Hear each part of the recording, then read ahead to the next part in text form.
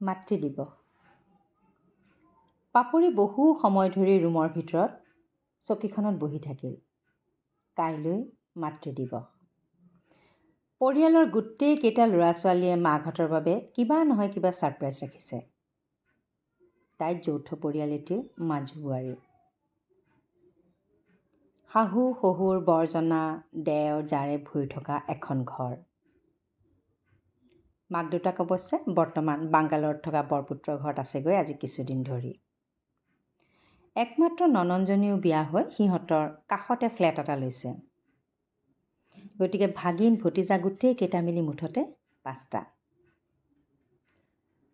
ভতিজা দুটাৰ ডাঙৰটো ক্লাছ 9ত আৰু সৰুটো 7ত, যাক দুয়োগৰাকীয়ে চাকৰি কৰে। ননন কলেজ এখনত সোমাইছে নতুনকৈ। তাইৰ ছোৱালীজনী ক্লাছ 5ত পঢ়ে। ল'ৰাটো অৱশ্যে সৰু হৈ আছে। দেওৰৰ ছোৱালীজনী যে বৰ মৰম লগা। এইবাৰ নতুনকৈ স্কুলত এডমিশ্যন দিছে। গোটেইকেইটাই পাপৰিক বৰ ভাল পায়। সৰুজনীও হেনো মাকক কিবা এটা গিফ্ট দিব মাদাৰ্ছ ডে উপলক্ষে। লাহে লাহে সন্ধিয়া নামি আহিল ধৰালৈ। কাষৰ নামঘৰৰ দবাৰ শব্দ কাণত পৰিল তাইৰ। লৰালৰিকৈ তাই গোঁসাই ঘৰৰ পিনে আগবাঢ়িল। আজি যেন কলীয়া গোঁসাইৰ মূৰ্তিটোৰ মুখতো এক মিচিকি হাঁহি বিৰিঙিছে। মাতৃ যশোদাৰ মৰম সৰি নেকি বাৰু? ধূনা-ধানীটো লৈ তাই প্ৰতিটো ৰুমতে এবাৰ ঘূৰাই আনিলেগৈ। ইতিমধ্যে ঘৰৰ গোটেইকেইটা সন্তানে লিভিং ৰুমটোত ভিৰ কৰিছেহি। দুবাৰমান নক কৰোঁতে কোনোবা এটাই মাত লগালে, খুৰীমা প্লিজ আৰু অকণমান সময়। তাইৰ বুকুখন যেন ক'ৰবাত মোচৰ খাই উঠিল।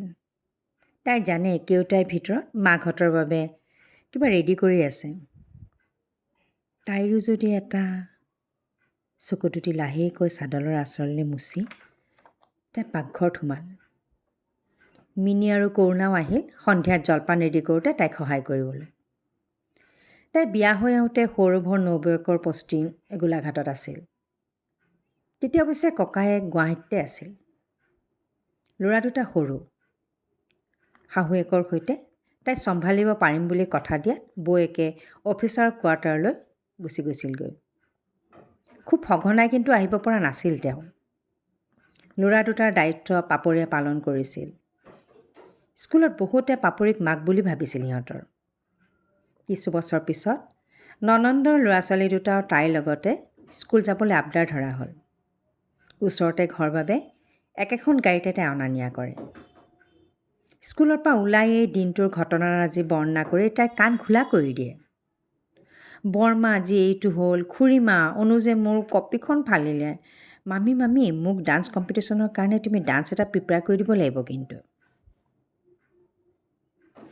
এইবাৰ নবৌৱেক শনি ৰবি দুদিন বন্ধৰ বাবে ঘৰলৈ আহিছে।